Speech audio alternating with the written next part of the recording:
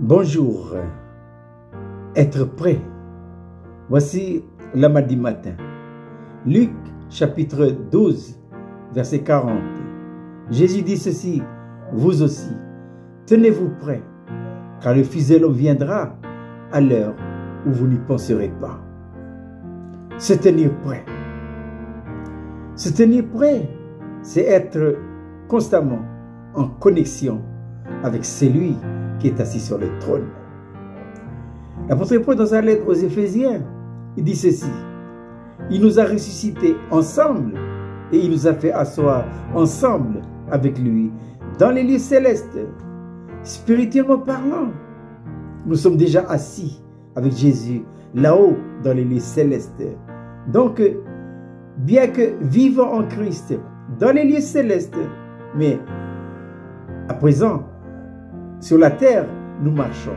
Nous marchons par l'Esprit sur terre, mais en Christ, nous vivons de sa vie là-haut dans les lieux célestes. La main du jour dit ceci: il faut être prêt. Pour être prêt, il faut que nous apprenions à faire de la vie de Dieu notre vie. Et pourquoi? Parce que la vie de Dieu, elle se trouve dans notre esprit.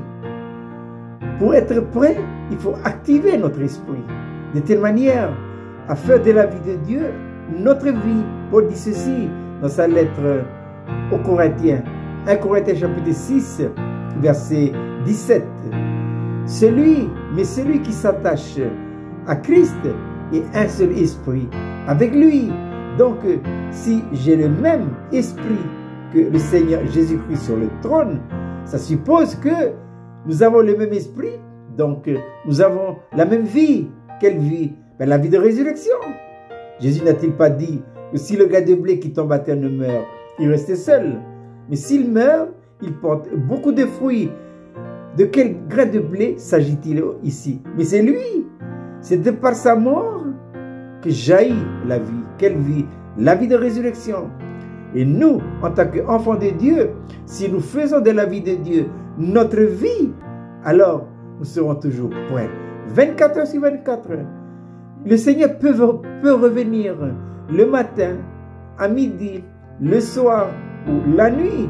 Mais tant que j'apprends à faire de la vie de Dieu ma vie, que je demeure constamment prêt, toujours prêt. Ainsi je répète cette belle petite manne pour ce matin. Luc chapitre 12, verset 40.